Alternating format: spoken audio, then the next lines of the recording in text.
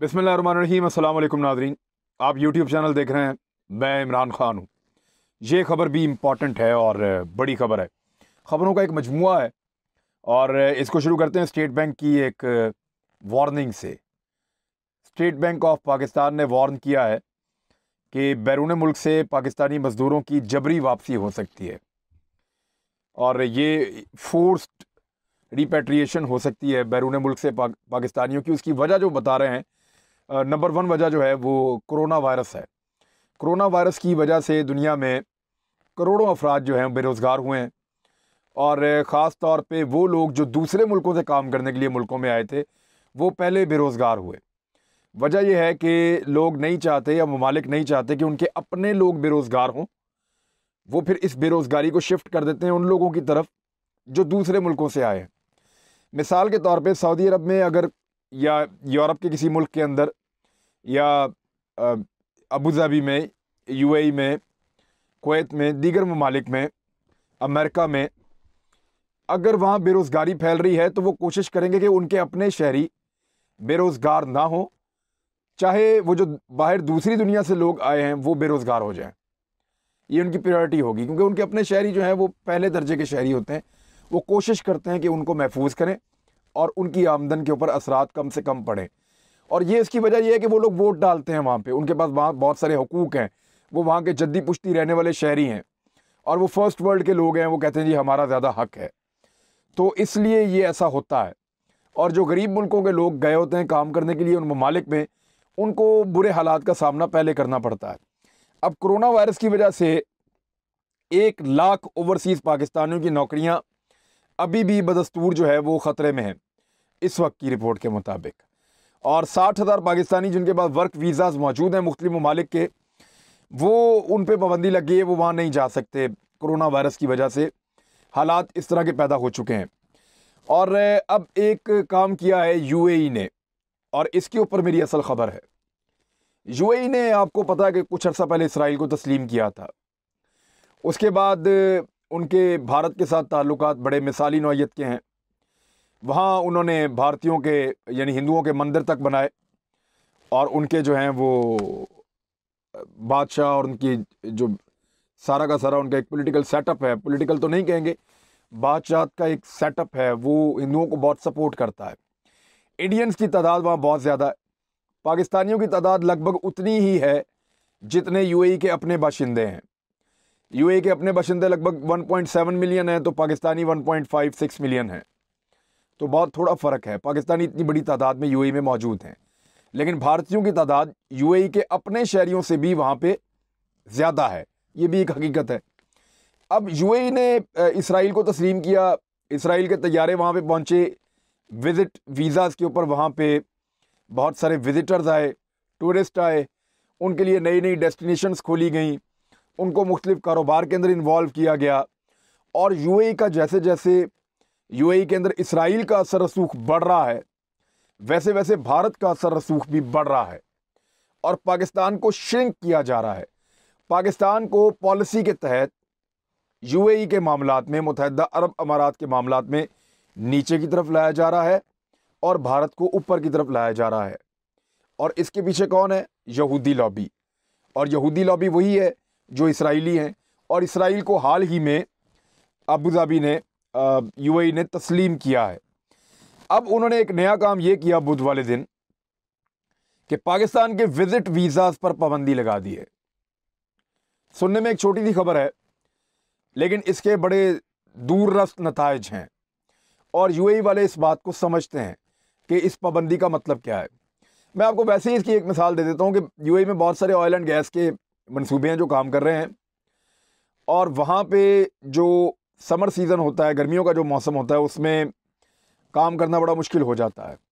तो तब पाकिस्तान से, इंडिया से, क्योंकि वो सारा सीज़न में तो काम होता नहीं है, तो स्पेसिफिक टाइम पीरियड में जब काम होता है तो उसके लिए चंद महीनों के लिए उनको लेबर चाहिए होती है और चंद महीनों के लिए ही वहाँ पे ज़्यादा काम होता है और उसके बाद काम जो है वो नॉर्मल रूटीन में रहता है मौसम की शिद्दत की वजह से।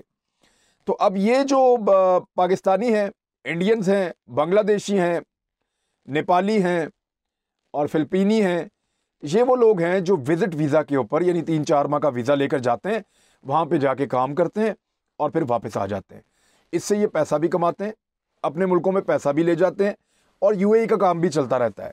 और इस तरह की वहाँ पे बहुत बड़े पैमाने पे नौकरियाँ हैं। यानी अगर मैं ये कहूँ कि 1-1.5 लाख नौकरियाँ तो ये भी कम होंगी। पाकिस्तानी जो हैं वो हज़ारों की तादाद में हर साल यूँ जाते हैं, वहाँ पे काम करते हैं, अपना रोज़गार कमाते हैं और वापस आ जाते हैं। विजिट वीज़ा के ऊपर जाके काम करते हैं। अब हुआ ये है कि पाकिस्तान के विजिट वीज़ा के ऊपर लगा दी गई है पाबंदी और भारत के विजिट वीज़ा के ऊपर पाबंदी नहीं लगाई गई है। और जो मुख्तलिफ अहम कंपनियां हैं यूएई की, वहाँ अहम तरीन ओहदों के ऊपर से पाकिस्तानियों को हटाकर भर्ती किया जा रहा है भारतीयों को, और भारतीयों को अहम तरीन पोस्टें वहाँ पे दी जा रही हैं यूएई के अंदर। उनके निज़ाम के अंदर उनको ज़्यादा दखल अंदाजी की उनकी गुंजाइश बढ़ाई जा रही है। पाकिस्तान के फॉरेन ऑफिस ने यह कन्फर्म कर दिया है कि ये फ़ैसला हो गया यूएई की जानिब से। बुध को उन्होंने फ़ैसला किया था, उसके 1-2 दिन के बाद ये कन्फर्मेशन आ गई फॉरेन ऑफिस की जानिब से। मेरे एक दोस्त ने रब्ता किया शाह महमूद कुरैशी साहब से भी, और ये यूएई में होते हैं। इन्होंने कोशिश की कि शाह महमूद कुरैशी साहब को सारी बात बताएं, तो शाह महमूद कुरैशी साहब ने कहा कि विजिट वीज़ा के कुछ प्रॉब्लम्स हैं और उसकी कुछ क्राइटेरियाज हैं, उनको पूरा करना होगा। तो वो उन्होंने बताया कि ये तो हो चुका है। अब ये एक ताज़ा तरीन पाबंदी लगाई है यूएई ने, और ये पाबंदी लगाई है कोरोना वायरस के नाम पर, और 12 मुल्कों पर यह पाबंदी लगाई है, जिनमें एक पाकिस्तान है। बाकी ममालिक कौन से हैं अगर आप गौर करें? तुर्की, ईरान, यमन, शाम, Iraq, Somalia, Libya, Kenya, Afghanistan.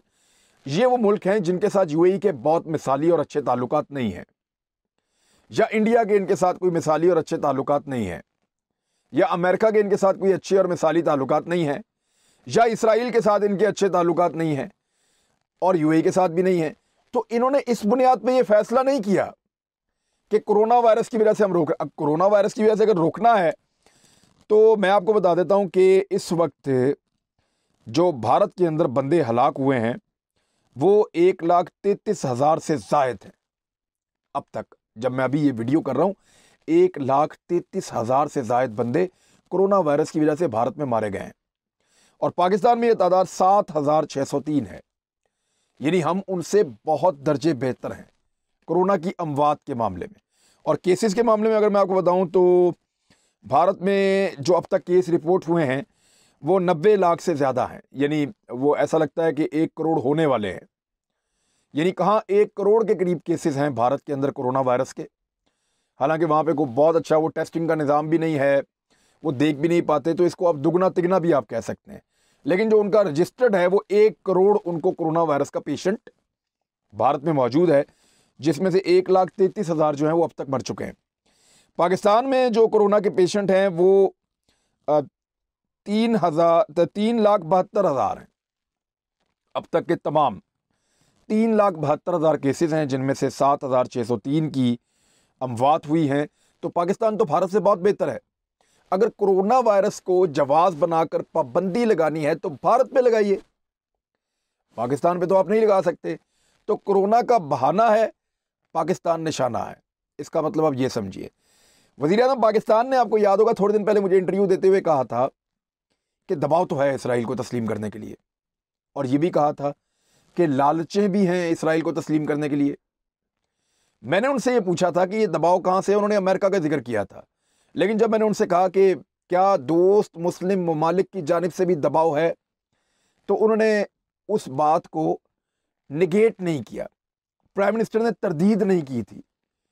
वज़ीर आज़म ने क्या कहा था कि छोड़ें, वहाँ हमारे दोस्त हैं, इस पर बात नहीं करते।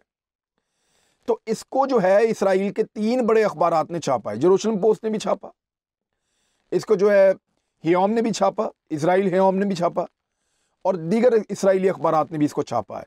3 में तो मैंने पढ़ा है, और मिडल ईस्ट के अखबारात ने भी छापा है। और उन्होंने बड़ा क्लियरली कहा है कि जिन ममालिक के बारे में इमरान खान कह रहे हैं वो सऊदी अरब और यूएई हैं।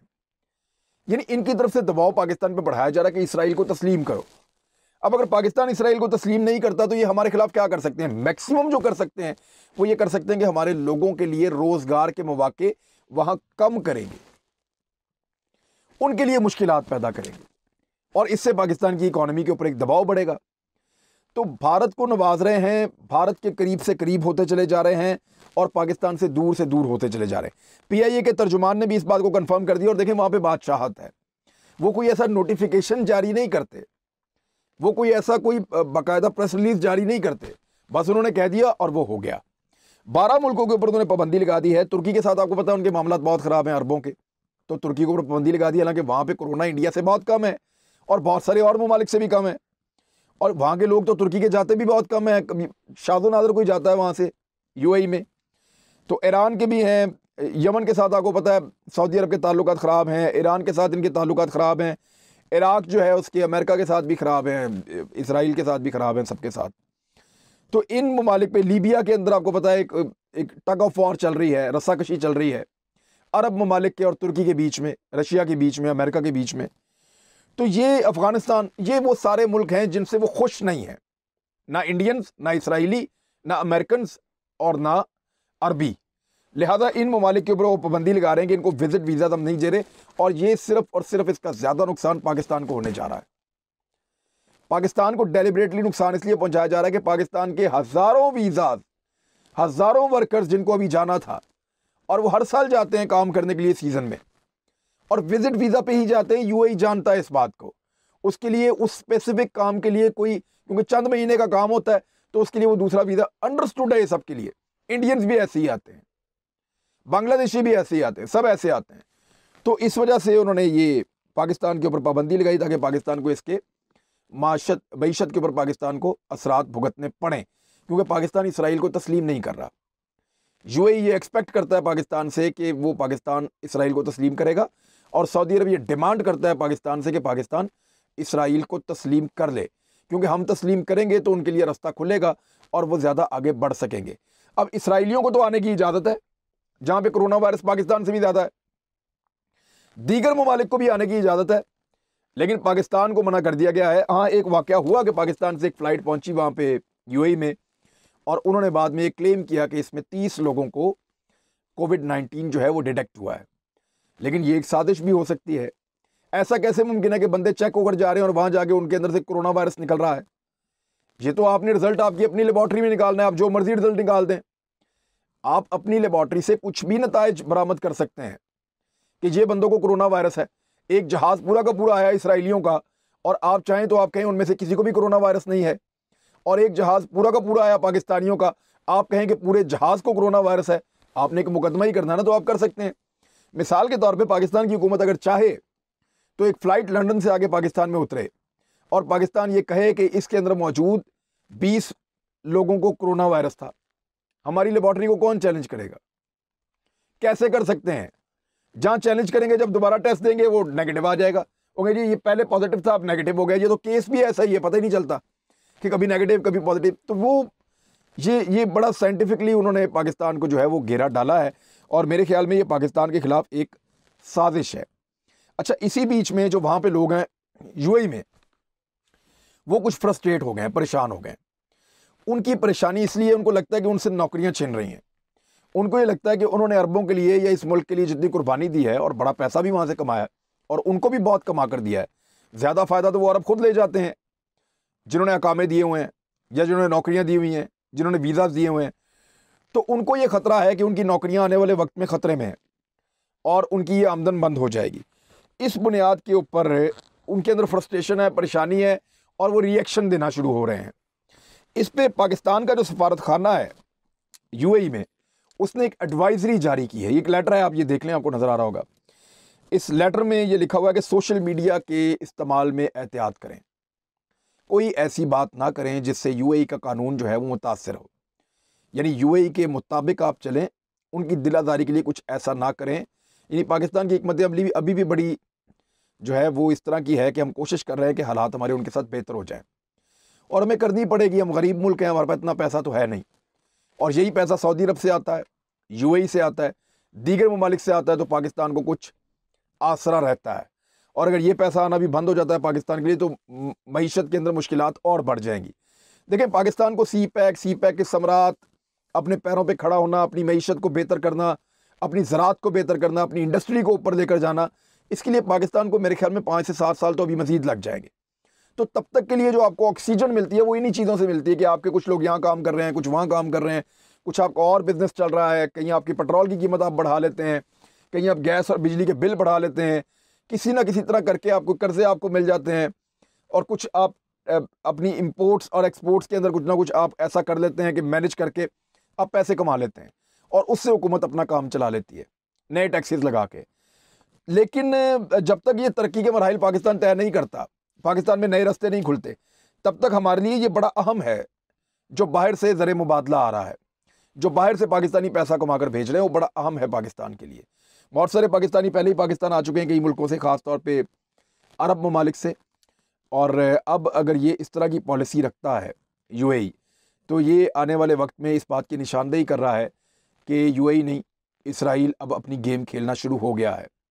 यानी आप उनकी रफ्तार का अंदाज़ा करें कि अभी चंद महीने नहीं हुए कि यूएई ने इसराइल को तस्लीम किया है, और यूएई की पॉलिसी कैसे शिफ्ट हो रही है पाकिस्तान से इंडिया की तरफ और इसराइल की तरफ। पहले भी कोई बड़ी ख़ास नहीं थी, लेकिन फिर भी आप देखें कि कैसे शिफ्ट हो रही है। दुनिया में नए ब्लॉक्स बन रहे हैं, वो जो नए ब्लॉक्स बन रहे हैं वो मुल्कों की इकोनॉमीज़ के ऊपर असर डालेंगे, नेगेटिव भी और पॉजिटिव भी। इसके बीच में रहकर पाकिस्तान ने मैनेज करना है। हमें एक बड़ी मोहतात खारजा पॉलिसी की ज़रूरत है, और मेरे ख्याल में जो एडवाइजरी जारी की है यूएई में पाकिस्तानी सफारत खाने ने, ये एक अच्छा काम किया है। शाह महमूद कुरैशी साहब इसके ऊपर देख रहे हैं मामले के ऊपर। जो मेरे दोस्त हैं यूएई में, उन्होंने रब्ता शाह महमूद कुरैशी साहब से किया था, उनकी बात हुई थी। मैं आज उनसे बात नहीं कर सका, लेकिन उन्होंने यकीन दिलाया कि ये इशू वो उठाएंगे और इसको रिजॉल्व करने की पूरी कोशिश करेंगे। पाकिस्तानियों के ये वीज़ा उनको मिलने चाहिए, क्योंकि वहाँ जाकर ये लोग काम करते हैं बाकी मुल्कों के लोगों की तरह, और ये एक सबको पता है इस बात का, ये एक हकीकत है। तो ये एक नई चीज़ हुई है फॉरेन अफेयर्स के हवाले से, मैंने आपको इससे आगाह कर दिया है। इस पे हम नज़र रखेंगे, क्योंकि ओवरसीज़ के मामलात भी हमें वक्तन फ़वक्तन साथ साथ उठाते रहना चाहिए, और इससे हम बात करते रहेंगे। अगर इस किस्म की दीगर मुश्किलात हैं तो आप हमें मैसेज कर सकते हैं ओवरसीज़ पाकिस्तानी। हम कोशिश करेंगे कि उसको भी अपने वीलॉग में शामिल करें, हुकूमत तक और लोगों तक ये बात पहुँचाएँ। अपना ख्याल रखिएगा, अपने इस चैनल का भी। अल्लाह हाफ़िज़।